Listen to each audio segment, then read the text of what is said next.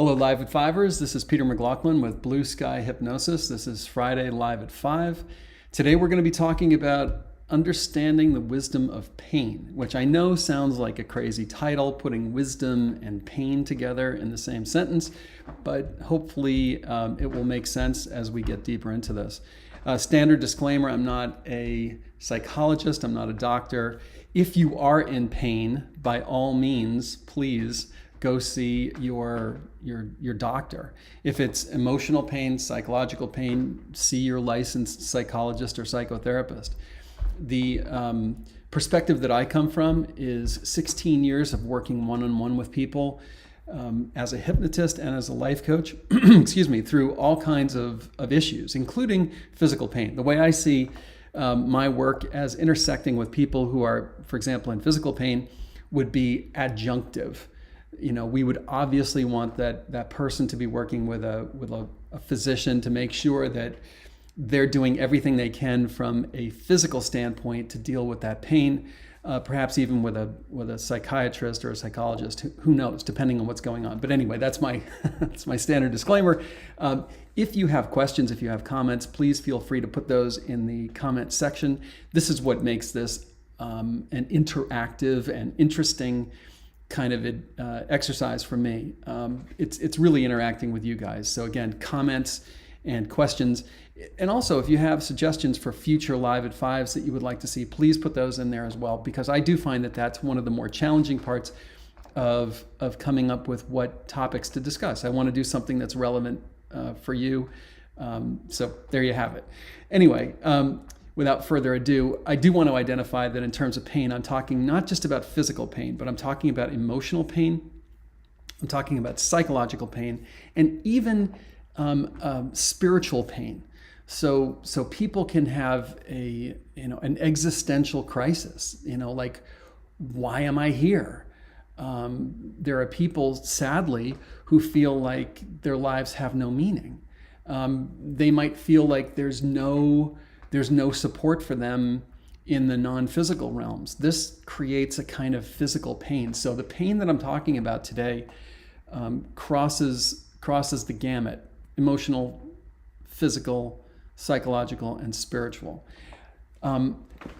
What is the purpose? What is the purpose of pain? This is something that I think, as a human being, it can be really hard to grasp this. Because none of us wants to feel any pain. And yet, I feel like the pain has a purpose. And when we understand the purpose, it can often reduce the pain. So check this out. There is something called the Anzio effect. That's spelled Anzio. It's named after a battle from World War II when the U.S. Attacked Germans who were at that point occupying Italy. And there was a physician that was in private practice prior to the war in Boston, Massachusetts, USA, and he was in the U.S. Army. His last name was Beecher, Dr. Harry Beecher, maybe. And he noticed at some point during this battle collections of soldiers that had been wounded, had been shot, or had been hit by shrapnel, and he was perplexed as to why they weren't exhibiting more of the symptoms, the outer symptoms of being in pain based upon their wounds. And this is a doctor who had treated people with gunshot wounds in Boston prior to the war, like their store had been held up or they'd been, shot in some kind of a dispute, and they were in tremendous pain. And here are these soldiers who had been shot and they weren't in pain. And as he analyzed what was going on, his conclusion was there was a psychological difference, and that the psychological difference dramatically affected the physical sensations of pain of these soldiers. And what he said was that the patients that he treated prior to the war who had been shot, let's say he used the example of a shop owner who had been held up and shot in this robbery, that for that shop owner, being shot meant that he could not provide for his family. It meant that he would have to go back to that store at some point and perhaps risk being shot again. And for the soldiers, at the Battle of Anzio, the implications of being shot were entirely different. They weren't alone. They were with other soldiers who had also been wounded. And that this wound meant that they were going to be leaving the war. They were going to be going back home, and they were going to be going back home as heroes. And so for them, being shot, he said, was almost like a kind of relief. And that relief brought with it this tremendous feeling of almost like joy. And there's this other tangential element that's involved in pain. And whenever I'm working with a client who's in pain, I'm thinking about this. It's called the fear, tension, pain cycle. And it works kind of like this. When a person feels pain, their body tenses up. When they feel fear, their body tenses up, and whatever pain is in their body is enhanced.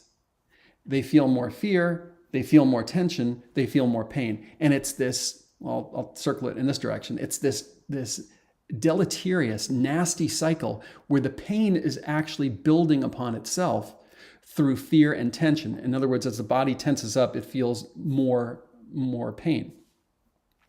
And you can imagine how these soldiers of the Battle of Anzio that Dr. Beecher was describing would actually be going in the other direction. That their fear of being in combat was now going away. Going home as a hero is totally different than going into battle where they might be killed, for example. Going home as a hero, totally different. So their bodies were probably breaking the fear, tension, pain cycle and moving it in the other direction. So as the body relaxes, the body signals to the brain, less pain. All right, let's see who is here. And if there are any questions so far, there's Tracy Maysmith. Hello, Tracy. Tracy and I just saw each other at a hypnosis convention out in Las Vegas, which was awesome. It was so great to meet you in person there, Tracy. Miriam, you were going to be there, and unfortunately something happened in your life, so you couldn't. She says, "Hi, Peter. Happy Friday to everyone. I hope you had a great time in Vegas. So excited to hear about your time at HypnoThoughts. Very needed topic today. Thank you." Well, you are welcome, and it's good to see you, and I hope you're doing okay. 30-Day Jeff says, "A little blue sky hypnosis while I'm out walking the dog and 500 degrees." Okay. Would love to know where you are, 30-Day Jeff. Here is Jacques. Hello all. Good to see you. And it was nice to connect with you. Nikki, hello everyone. Hope you're doing well. Nice to see you. Nice to see you too. Here's Heather Marney. Hi, happy to be here. I feel that with this pain that I have felt and am going through right now, that when it lessens or I am done with it, that it makes me appreciate when I am pain free. Okay, so that's a really interesting point. They say that we cannot feel joy unless we feel sadness. And we cannot feel almost anything unless we feel its opposite. We can't feel relaxation without knowing what tension and stress is like. So what Heather is saying is that the pain that she's in now means that when she's out of the pain, she's going to appreciate being pain-free. So Heather, I don't know if you're willing to do this, but feel free. Maybe you did below, because I see some comments down here. If you want to talk about the specific kinds of pain, maybe we can sort of navigate this a little bit for whatever that may be worth for you. Here is Gertrude. Gertrude, channeling Sights and Insights. Hi to you too. Glad you're here. And Jane, hello to you from New Jersey. Welcome. So Heather says, "I feel that when I go through excruciating pain and when I'm able to get it to where it's lessened, it gives me appreciation when I don't have it. It has been so long that I have been pain-free." That sucks. That it's hard to look forward knowing that one day it will be gone, or at least lessened, where I'm not constantly aware of it. That sounds really, really, really rough. And again, if you feel like you want to share with us what kind of pain that is, maybe we can start to delve into that a little bit, and maybe there's things that I can offer that might help. But obviously, totally up to you. Gertrude says, "You asked me to come back after doing 3-hour meditation daily for several months and to let you know how I'm doing, and I'm doing very well." So that is really great to hear, Gertrude. Good for you. Would love to hear more about that. Here is ACLB. Have a wonderful rest of your day, Peter and all. You too. And this is Sijoka 2008. Hello, finally I can connect live with you, BlueSky. Thank you for everything you do on this channel. You are absolutely welcome, and thank you for being here. Chihuahua says, hi from Texas. Very interesting topic. Thank you for that. Glad you're here too. I meant to say I'm doing very well. Yeah, I definitely got that, Gertrude. Reading between the lines. And here is Estelle. Glad you're here, Estelle. Okay, so we were talking about the fear, tension, pain cycle. And one of the things that I've done in my life, and some of you may know this, some of you may not, is that I was a volunteer EMT, that's emergency medical technician, and a firefighter for quite a few years, both in Connecticut and in upstate New York. And you can imagine that in that role, I encountered quite a few people in pain. So as a firefighter EMT, we would often encounter people in significant distress. Usually, at least in Connecticut, it was usually in motor vehicle accidents. The people had been injured in accidents. As an EMT, would also encounter people in significant distress, from heart attack to, there was a case where a person cut off 3 or 4 of his fingers in a snowblower by reaching inside the snowblower, chainsaw accidents, people falling out of trees, people with heart attacks, as I mentioned, reactions to cancer drugs and so on, people drowning, victims, kind of everything, most of the things that you can imagine.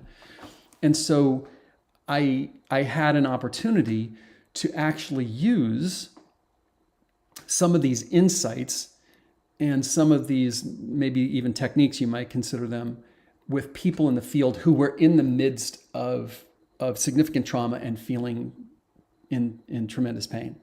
And one of the things to understand about a person who's going through tremendous pain is that they are in a state of, you may call it shock, I would call it hypnosis. They're already in an altered state of consciousness. And what's happening is that they're focusing, understandably, because that's how we're wired, entirely on the pain that's coming from their body. And one of the techniques of relieving that pain is to create a sensation somewhere else in their body. Because according to neuroscience, what occurs at that moment is that 100% of their attention, let's say if I had hurt my arm, is going on that part of my arm. If someone comes over and touches my right shoulder, part of my brain has to register that touch on the right shoulder. And so it takes away, if you will, from the sensations of pain that are coming from my left arm. And I find this very interesting. There's a new dental practice that I was working with in Florida. We bought a house in Florida, and we were brand new to the area, and I got a referral to this dentist. And the dentist is a holistic dentist, meaning that all these cool things where they're looking at you as a whole person, not just as a mouth filled with teeth. And when they give you an injection in your gums, the assistant comes over and starts messing with your shoulder. Well, I knew exactly why they were doing that, but they understand this, and they're ahead of the curve, if you will, at least in my experience. So the bifurcation is something that can be very, very effective. And I suppose if you were in constant pain, there are certain things that you could do. It could be like self-massage. It could be, I suppose, taking a bath, putting in scented candles or incense, having music playing, like soothing music. All these different sensations can take your attention off of wherever the pain is coming from. Plus, you can use your own mind, right? Putting yourself into a meditative, hypnotic state and putting your attention somewhere other than the part that hurts. And I'm not trying to say that these are a panacea. I'm not trying to say that they're a substitution. I'm just saying if you understand the fear, tension, pain cycle and you know it's vital to break that fear, tension, pain cycle, if you know that bifurcating your brain to at least two different parts of your body, the part that hurts and another part, that these things will begin to reduce the sensation of pain inside of your body. I was reading the results of a study this morning that happened in Japan in 2009, and they were talking about something they called forest bathing, where just walking in nature can reduce the perception of pain, which is ultimately felt in the brain from the people that they studied. All right, let's see what else is here. Hopefully this is making sense and helping. Okay, here's Chihuahua. Chihuahua is saying, they say that the pain in your body is equivalent to the pain in your soul. Wow, I love that. I think that is such an important statement. And now we're going deeper, thanks to Chihuahua. And it begins to get to that question of what is the purpose of the pain? And you might say, well, it was just an accident. Well, that's one way of looking at this world. That's one way of looking at this universe. The other way of looking at it, which is the way I have come to look at it, is that nothing is an accident. Everything is connected to everything else. And I can't remember if they call that like I'm probably making a mistake with this, a Venn diagram, or there's some other words that show these geometric shapes that are all kind of connected back together. And if you believe that, then you have to believe that there is a purpose to the pain. And we can say from the most basic level, can't we, that if you wake up in the morning and you take your first step out of bed and your big toe on your right foot hurts, that pain gets your attention. Okay, so it's already served one purpose, which is to get your attention. And hopefully you sit back down on the bed and you put your foot up on your other knee and you look at the big toe and you investigate it. And let's just say, for the sake of argument, that you have a splinter in that toe. The pain has become your ally in a way, because it got your attention enough to sit on the side of the bed and notice, oh wow, there's a splinter in my toe. And now, because you know it's there, it gives you the opportunity to take action. Now that action may be you sterilize a needle and you dig that splinter out. Now, is that gonna hurt? Yeah, that's gonna hurt. Once the splinter comes out, is that gonna be a relief?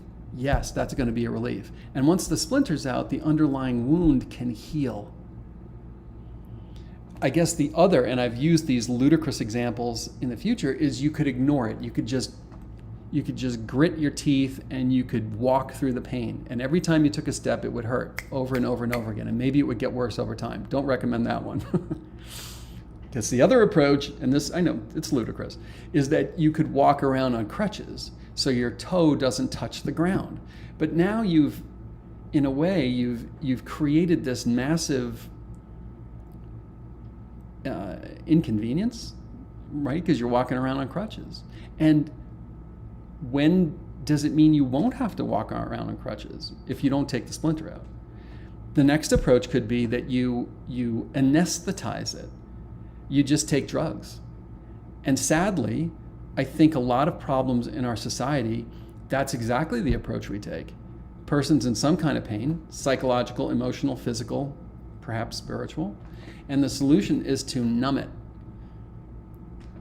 Well, in the short run, I can understand that. And I can understand that if you have a headache and you take a couple of aspirin and the headache goes away, okay, great. But what if you have to numb it every single day? Somehow that doesn't seem like a great approach to me.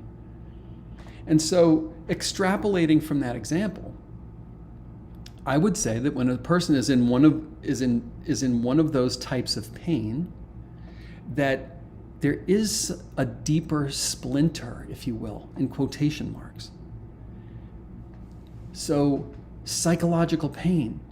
What is the splinter inside this person's psyche that's causing them to be in this psychological pain? And you may say, well, that's grief. You know, that this person has been this way ever since their beloved pet died, ever since their grandparent died, ever since their partner died, ever since, God forbid, their child died. And that pain has just been unremitting psychological since that happened. Well, I say that the grief, that the death of this beloved person or pet represents a kind of splinter in the mind. And by removing the splinter, we're obviously not bringing the beloved one back to life. But we have the ability, I'm going to say, of healing the grief. And if we heal the grief, doesn't that have the net effect of removing the splinter from the big toe and allowing the underlying wound to heal? Also, one type of pain, psychological pain, is absolutely, in many cases, if not all, connected in some way to a kind of physical pain. For that mechanism that I mentioned to you before, the fear, tension, pain cycle, right? The more fear I feel, the more I tense up. The more I tense up, the more pain I feel that's registered in my brain. So if I'm able to heal something like grief, maybe that happened 10 years ago, would I not also at the same time be potentially reducing, if not eliminating in some cases, the physical pain that a person is feeling? Because in the end, as I say, all of these things are connected together. Oh, and I wanted to mention, for those of you who have never heard of him, the name of Dr. John Sarno. His last name was spelled Sarno. I think he passed away in around 2017. And Sarno worked in a large medical system in New York City area. And in his long and distinguished career, he said he never got a referral from one of the other doctors in the hospital system. They all hated him. And I think there were like 100 doctors in his hospital. Now, why didn't they ever refer anyone to him? And this is a man who wrote 3, maybe 4 books on back, neck, and shoulder pain. At least one, if not all of them, became New York Times best-selling books. It's because he went against the orthodoxy of conventional allopathic medicine. And conventional allopathic medicine says if you have back, neck, and shoulder pain, it has to be coming from an anomaly inside your body. Sarno, and make up your mind about all this, okay? Sarno said in 98%, 97% of the cases, that's absolutely not true. He said that the way the process unfolds is that person's walking around in their life, they start feeling pain somewhere, they go to the doctor then does an x-ray and says, aha, you have an anomaly in your spine, for example, and that's what's causing your pain. Sarno said, no, so many people are walking around with anomalies in their body and they don't have any pain at all. His argument, his whole career was based upon that in 97% of the cases, the pain is being caused by the subconscious mind. This is now starting to sound like a hypnotist, right? The pain is being caused by the subconscious mind trying to shove down or repress some type of emotional pain.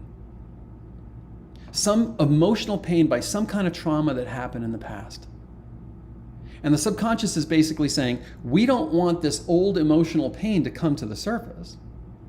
So we are going to create physical pain within the body to distract this person from this emotional pain. And Sarno said, in all of these books that he wrote, that in his experience, and sometimes it would take a long time to resolve this, once you resolve the emotional component, in other words, what the subconscious was trying to suppress or repress, once you resolve that kind of pain, once you resolve the emotional pain, the psychological pain, the physical pain went away. And what really caused me, I remember I was lying down on a beach one summer reading one of his books, and what caused me to sit up and really take notice was when he said, because, and this is all true, I know, because the subconscious mind controls the autonomic nervous system, right? Autonomic just means automatic. Everything about your body is basically under the control of the subconscious mind through the mechanism, of the autonomic nervous system. That in an instant, the subconscious mind can cut off the oxygen supply to any part of your body, and that will instantly create pain in that spot. And that the moment it restores the oxygen supply to that part of the body, pain-free. And I was like, wow, there's the mechanism of what he's describing of how subconscious could say, oh, we don't want this person to deal with the fact that they were, beaten as a child, or that their parents had a messy divorce, or that somebody that they loved died, or the love of their life walked out of their life, or cheated on them, or who knows what it is. And in my universe, which you guys probably know by now, includes all of your existence. So not just your physical existence in this lifetime, but your past lifetimes. There could be something from a past lifetime that's playing out. I've seen this many times, where a person had, say, these horrible migraine headaches, and it turned out that they shot themselves in the head in a past lifetime, and their psyche still holds on to this. And maybe, part of my opinion, is that the pain is serving its purpose, which is attempting desperately to call attention to this incident that happened in a past life. But the person is raised in a culture that doesn't even believe that there is such a thing as a past life, and so they never look. And they end up maybe living with this pain on and on and on and on and on, over and over again. So I find this to be a very kind of exciting topic. I hope it's making sense. If it's not, please ask questions in the comments section. And I see a whole bunch of things came in all of a sudden, like a big flurry. So I'm going to look over here and see what we have. Let's see. Sarah W. says, I had migraines my entire life. I tried everything to get rid of them. Eventually, I discovered they were from a very traumatic past life. They are now almost completely gone. How amazing. Round of applause. So, my God, what timing for that to come in. And maybe she was inspired by what I was talking about. But there is a real world example right there of a person who was dealing with these debilitating migraines. And doesn't it make sense that her part of her psyche was trying to call attention to this trauma that happened in a past lifetime? Kind of like, our physiology, our mind, whatever, is calling attention to our big foot when we step on it in the morning, because it says, there's a splinter there. We need you to fix it. And to get your attention, we have to create pain. That in Sarah W.'s case, that's exactly what was happening from a past lifetime. And when she revisited it, potentially when she resolved it from a past lifetime, she said migraines either went away or it got dramatically better. So thank you so much for sharing that with us. I feel like that's so inspiring to me, and it's inspiring to other people potentially that are watching this right now and that may watch this in the future. Because that's the other thing, guys. When you share your story, you are entering into this web that we're all part of right now. And you never know what your words, what your story, the effect it could have on another human being that you may never meet, you may never even hear of, but it may cause someone to go, oh, wow, Sarah W. had this experience. I'm going to do the same thing. And if it brings relief to them, think of what your few sentences today potentially did to someone 3 years down the road that might watch this 3 years down the road. I just think it's so cool. So thank you very much. Here's AJ. Glad you're back, AJ. Good to see you. Red Rover, good to see you too. Here's Sydney Morales says, sharing pain is very interesting to me. Clairsentience. And I've felt it all my life for other people.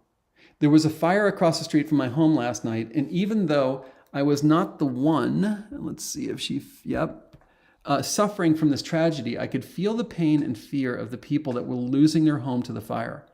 It was hard to sleep. I couldn't shake it off. And then she said, cutting cords helps.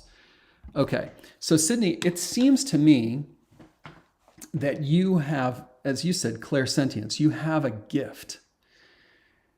And any gift, if it's not well understood, could actually be a detriment. So if you didn't understand, for example, how to operate a chainsaw, and somebody handed you a chainsaw that was running, you could really hurt yourself. But if you understood how to use the chainsaw, it could be a big, big help if you were wanting to chop up wood, cut up, they call it bucking, buck wood of a tree that had fallen down, say, and you wanted to cut that up so you could split it, season it, and then use it to heat your home. That would be a big, big help. But you would need to know how to use that very powerful machine. And I would say that Clairsentience is a very, very, very powerful tool, a very, very powerful gift. And if you've never been taught how to use it, and I don't know why you would, because you grew up in a culture that doesn't really even acknowledge that it would be sort of strange, it would be weird, it'd be overwhelming. Why is this happening? And the people that I know that have these gifts describe to me learning how to create almost a valve. You imagine like a water valve, a water spigot. You turn it to the left and it goes on, and you turn it to the right and it goes off. So they have learned how to, when they want to utilize this gift, when they want to connect with someone else for that person's benefit, for example, they turn that valve metaphorically inside their mind, they turn it on. And then when they're done working with this person, and they turn that valve back off so that they're not assaulted all the time by these things. There's a reason, Sydney, that you have this gift. It is a gift. And it might be valuable for you, if you haven't already, to explore this a little deeper.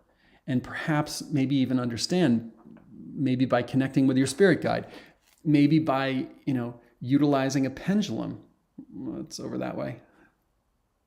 To give you yes and no answers. Start asking questions. Did I choose this gift to bring with me into this lifetime? If you get a yes to that as an answer to that question, that's going to be really important, because the next thing would be, why would I choose this? Did I come here to use this gift in service of humanity?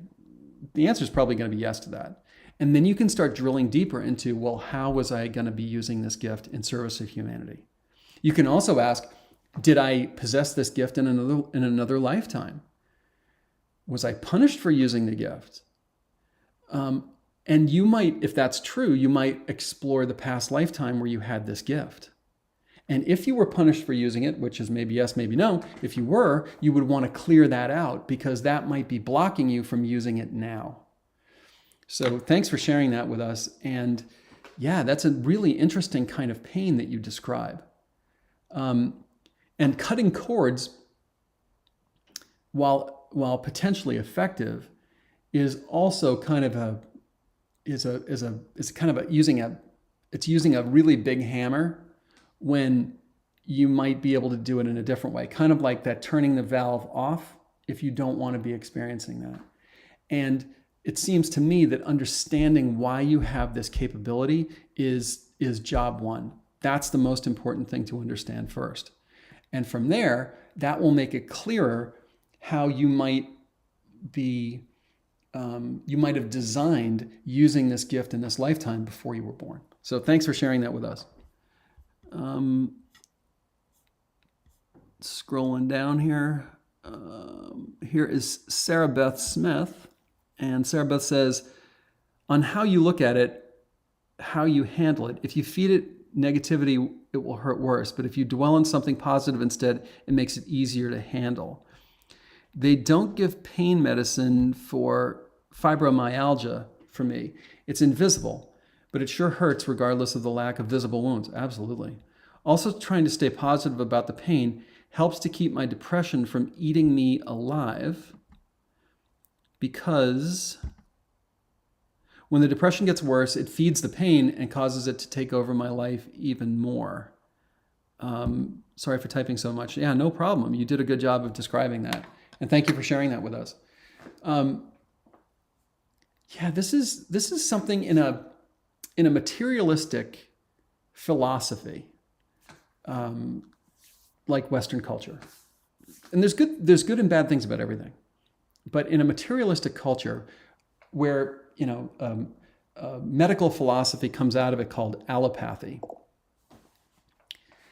I noticed when I was an EMT, I was trained that there are two wings, if you will, to allopathic medicine. One of them is called trauma, That's the person who cut his fingers off in a snowblower, the person that is a drowning victim, the person who falls out of a tree, the person who's in a car accident, and then there's medical, and that's heart disease, cancer, and other types of diseases.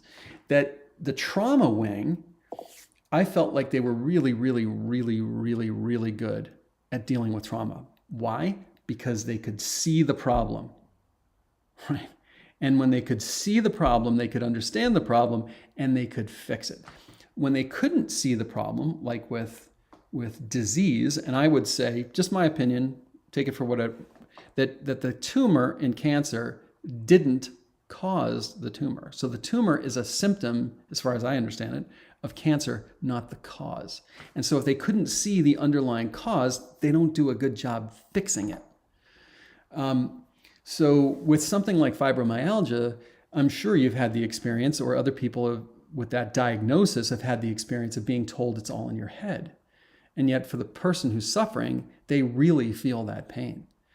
And you talk about the depression, and I'm sure that the pain fuels the depression. And you said the depression seems to fuel the pain. What else is going on at that deeper level? Why is that pain present in your life? And again, I'm not speaking as a doctor. I'm not speaking as a psychologist. I'm speaking more from the perspective of Dr. John Sarno, actually. That what, it was mentioned before, what's going on in your soul? What's going on in your psyche? What is the purpose of this pain that you're feeling? And I'm not saying that there is not an organic reason for this. I'm not saying that there aren't, toxins in your body, for example, that could be creating this. But it's also possible that there are old emotional wounds that are from earlier in your present lifetime, or even from a past lifetime. And if we were working together, that's what I would want to be exploring with you, is to figure out, why is this pain here? What is it trying to teach you? And I have a client, an active client now, who I've been working with for a while, actually, who just kept getting these mysterious pains, like back, neck, and shoulder, elbow, groin. These different things would just like almost turn on and off. Some were always there. The ones that were always there would sometimes be high, sometimes medium, sometimes low. It was like this constellation of whack-a-mole with these things coming, and had been to the doctors, up one side, down the other, can't figure out what's going on, goes to chiropractor, massage, other things, problems remain.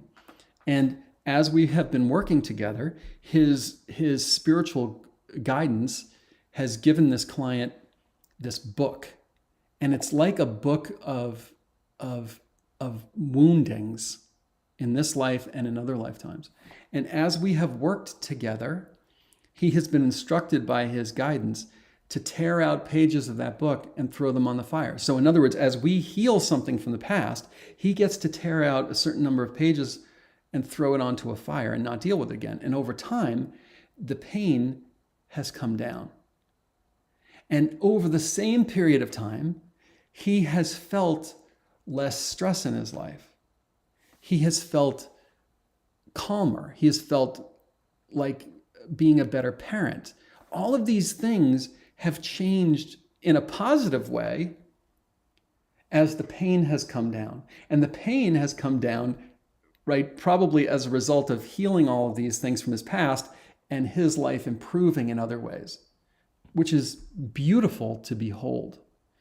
Also very mysterious. All of these different threads and connections, one of which was a subconscious identification with the pain of the mother, the pain that the mother has held, guilt, all of these things all intertwined.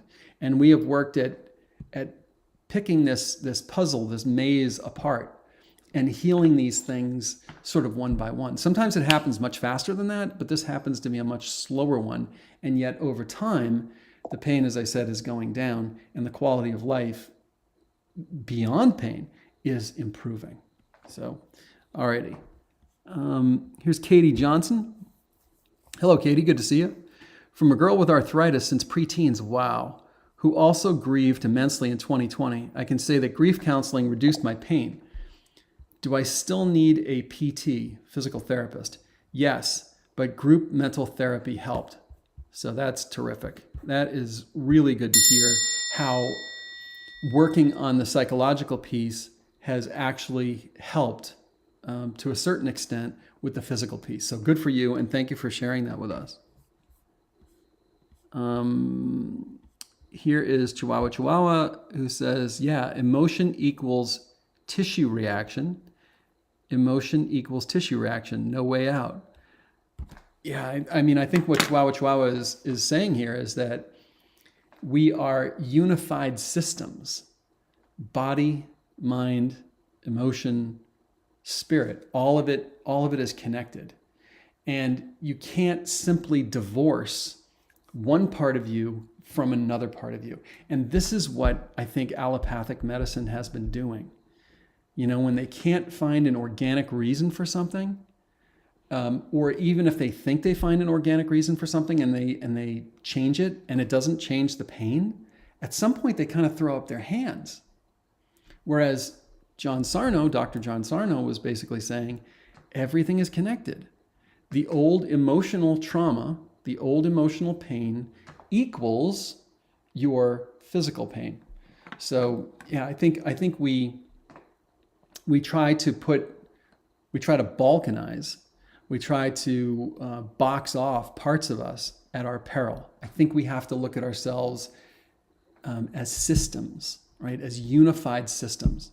And, you know, to Sydney Morales's situation with Clairsentience, I think she feels the pain of other people because she has this gift. She has a sensitivity to it.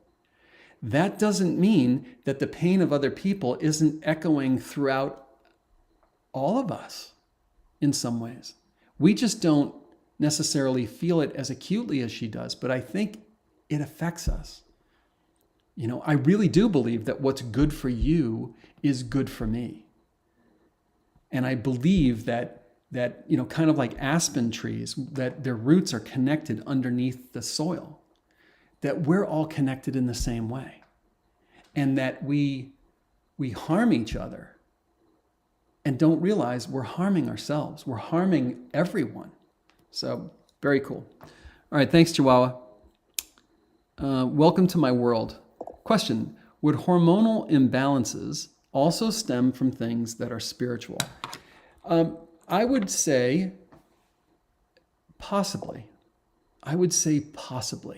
So I can't sit here and say that you don't have environmental toxins inside your body, and that's creating the hormonal imbalance. I can't say it's not happening from diet. I can't say that it's happening from, you know, other medical interventions maybe that you had. I can't say that it's happening from an age you are, right? And I don't know that anybody understands things like menopause very well and why there are hormonal changes and why they cause this havoc in the body. I can't say any of those things.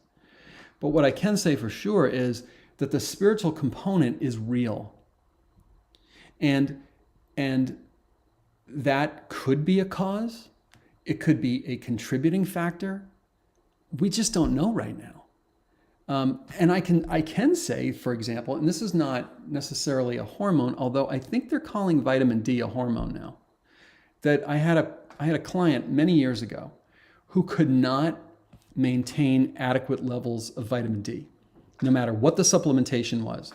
And this was working with the best hospitals in the country. And after we did significant healing work deep in her subconscious mind, involved past lives, involved earlier in her present life, involved the spiritual level, she came back to me and like, boom, miraculously, vitamin D levels were totally normal, as well as other aspects of her body.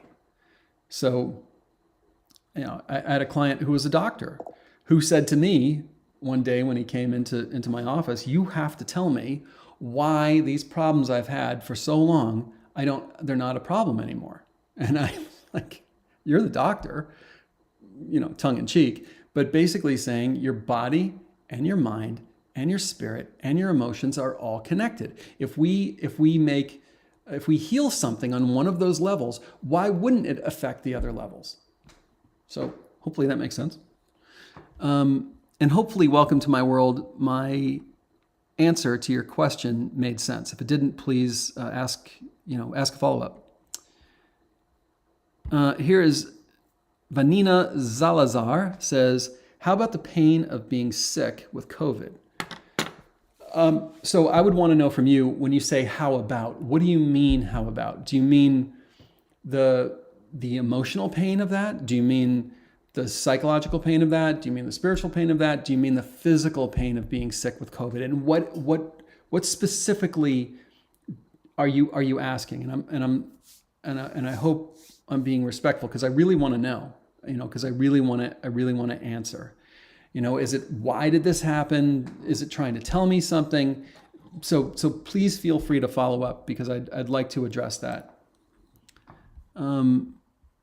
Here's AJ, who says, whenever I feel tense or fearful, I noticed I instantly feel pain in the back of the head, neck, and my vocal cords get choked. Okay, so AJ, I'm going to give you a possible reason why this is happening.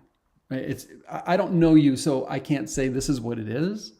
But I guess the first thing I would say would go back to disclaimer. Just make sure that you have had this checked out with the relevant, licensed medical authorities to make sure that there's nothing organic going on there.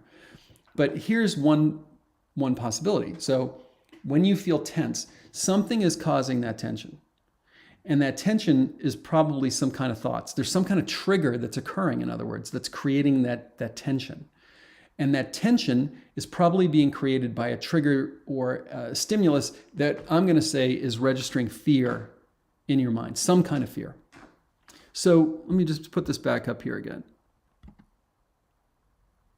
That you instantly feel pain in the back of your head, neck, and your vocal cords get choked, almost like mine were too.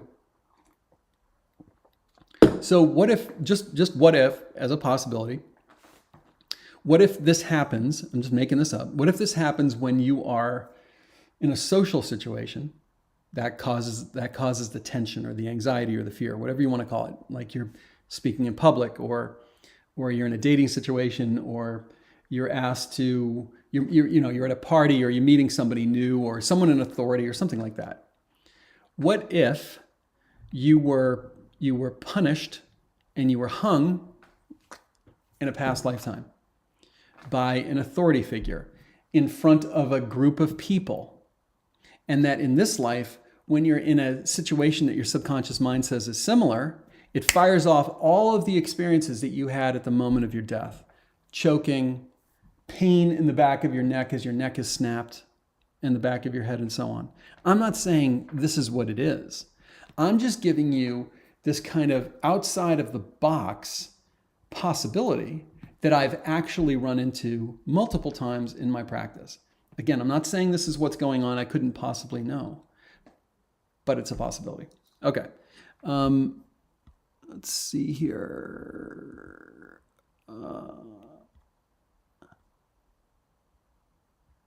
So Vanina is replying to Tracy, or Tracy's replying to Vanina saying, I was thinking the same thing, pain of COVID in the body. And Vanina says, Tracy, yes, it's very real and excruciating. I'm just going to see if Vanina has anything else down here. No, not quite.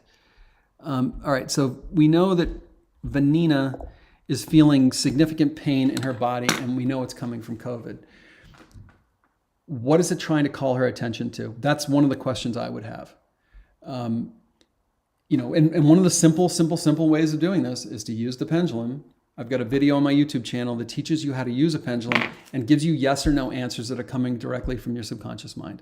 So you could ask, is this pain attempting to teach me something? Is it attempting to get my attention? Now, the attention it might be trying to get is to get treatment for it. And I'm assuming that you're getting treatment for it. If you're not, you should do that. If the treatment that you're getting is not working, maybe it's time to look for a different kind of treatment. I don't know. It could be as simple as that. It could be something else. I don't really know. If we were working together, I would want you holding one of these and responding to the questions that I'm having you ask of the pendulum to see if we could understand better what's going on there. But obviously, the first step is with the medical authorities and to make sure you're getting everything you need to support your body while it's dealing with this virus. Is there anything else going on there? Is there some kind of fear? Did you die as the result of some kind of disease or illness in a past lifetime? And that's getting fired off, and that's increasing the tension in your body, which is creating this pain. Maybe, I don't know. Did anyone in your present life suffer as a result of this? And maybe there's a linkage there. So the first step is the conventional medical approach. If that's not really working, then if it were me, I would be looking for other types of medical interventions to augment the first one, to see if, the first one's not working, then I've got to find something that does work. The other piece, which you may or may not be ready for, is to start delving into the deeper reasons. Why did this happen? Isn't that the question we always ask when something nasty happens? Why me? Why did this happen? So I'm sure this is not tremendously helpful, but hopefully you've gotten a little bit out of this. Let me see here. Here's Sydney Morales says, thank you, Peter. I am level 3 Holy Fire Reiki certified, and the gift helps a lot to work through my client's pain. But to shut it off is very difficult. It's equivalent to clanking pans and cooking pots. Wow, that is rough. I hope you can find somebody who has that same gift of clairsentience, and maybe they've been dealing with it for longer, and they can teach you how to shut it off, because that's my understanding. Now, I don't have that gift, so I can't speak with authority on that. I can only tell you what I've heard from other people that have these different gifts, and they talk about like a valve shutting it off. All right, I just want to make sure we're getting to everything. Sarno, we got that. Wisdom of pain, how to understand the pain and how to heal the pain. So some people talk about actually speaking to the pain. And Vanina, this is something that might be possible for you, that it's a neurolinguistic programming technique, and you basically close your eyes. You can be in a hypnotic state that can improve things a little bit in terms of the effectiveness. And you can ask the pain. You can say, okay, where's the pain coming from? Well, maybe it's all over your body. If that's the case, you want to go to a specific area. Let's say for you with COVID that it's in your lungs. You'd want to focus in on that specific part of your body and on that pain, and start to name things about it. Like, what color is it? What shape is it? Is it large or small? With your eyes closed, imagine that you're running your fingertips over it. Is it smooth or is it rough? Start to, as I say, identify it. Again, this is all going to be inside of your mind. And then ask the pain the following question. What do you need, pain, in order to feel better? And wait for an answer to come into your mind. And it might be something like peace. It might be something like freedom. It might be something like love. And what you would do then is you would also, with your eyes closed and you're in your consciousness, you would allow yourself to go back to a time in your life when you felt tremendous peace.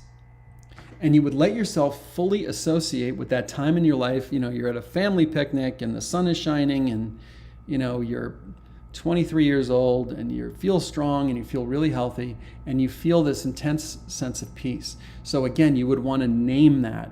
What color is it? Right? What does it feel like inside my body? And then you would bring that peace, let's say it's a color green, almost like paint in a paint can of that same color green. And you would imagine pouring it on, in, and around that part of you in this hypothetical part of your chest that feels the pain, that wants to feel peace. Now, just this act alone may begin to reduce the sensations of pain because you're breaking the fear, tension, pain cycle. right? You're also distracting from the pain to its opposite, feelings of peace. And then you would ask the part, now that you've had that experience of peace fully and completely, what do you want that's even more important? Because there may be something behind that it wants even more. So I'm not saying that the pain that is being created by COVID has anything to do with the psycho-emotional spiritual state, but it could. And the best way to start with that is to use a pendulum. Go to my video on my YouTube channel, BlueSky Hypnosis, and search for pendulum, Pendulum, and start using the pendulum. Start asking questions. I'm not saying to throw out everything your doctors are telling you, not at all. I'm just saying to use this as an adjunct to begin to understand why this is happening, why there's so much pain that's associated with this. What is the pain trying to teach you? What is it trying to tell you? Because once you can understand what that message is, in my experience, the pain for people like Sarah W. was saying, that these regular migraines were actually emanating from a past lifetime. And when she healed the past lifetime, whatever happened there, either generally through some kind of forgiveness, understanding that it's linked, remembering exactly what happened, and then forgiving the relevant parties if something was done to you. Being forgiven if you did something. And most important, forgiving yourself if you did something or if you think you failed in some way, brought her tremendous physical relief in her present life. And that same approach might be valuable for you too. So hopefully that helps. I just want to talk about next Friday's live briefly. We're gonna go back into past life regression. It came up today with Sarah W. We're going to be talking about that to a greater extent next Friday on the Live at 5. Where's this guy? There we go. And I'm going to just look and take maybe one more question here before we adjourn after our hour is up for the weekend. Thank you so much for joining today. Really appreciate it. Appreciate all the questions. Especially appreciate the people who are really in pain. My heart goes out to you. No human wants to be in pain, and we can all empathize with people who are in pain because unfortunately as a human we all experience it. And my best wishes to you. If there's anything that I can do that you think might be useful, please feel free to reach out to me, peter@blueskyhypnosis.com. All right, let's see, scrolling down here, maybe take one more.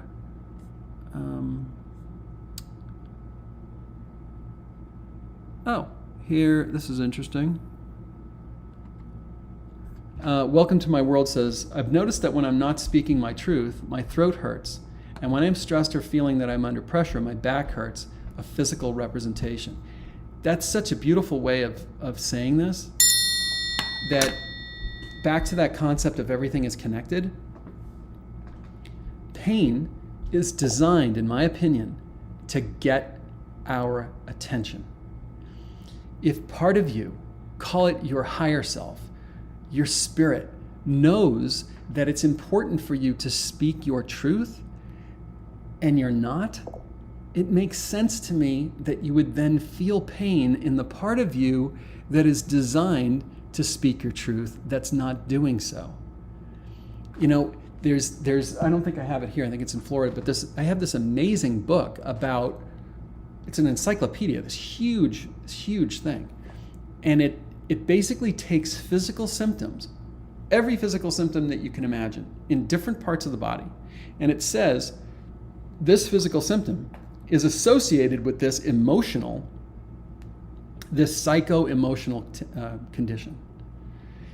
With the idea that if you relieve or resolve that psycho-emotional condition, that part of your body won't have to be screaming at you anymore, trying to tell you there's something in the past, there's a splinter in your mind that has to get removed. So, thank you all so much for participating today. I hope you'll consider coming back next week, Friday Live at 5. We're going to be talking about past life regression. Bring your questions with you. Bring your comments. feel free to post your questions or comments on the video page before the Friday Live, or to send them to me at peter@blueskyhypnosis.com, and I'll be sure to really think about those, and if it makes sense, I will bring them up during the live. So have an awesome weekend. I love all of you guys, and I really appreciate you showing up and participating. It makes a big difference. And as I said before, it can actually make a difference to a person who comes along, a month from now, or a year from now, or 3 years from now, and happens to watch this and says, oh, wait a minute, this is a new way of thinking about this. Sarah W. had these migraines and they're gone. Oh, wow, that's the situation that they're in, and they can walk down that road. So thank you so much, and see you next week. Bye.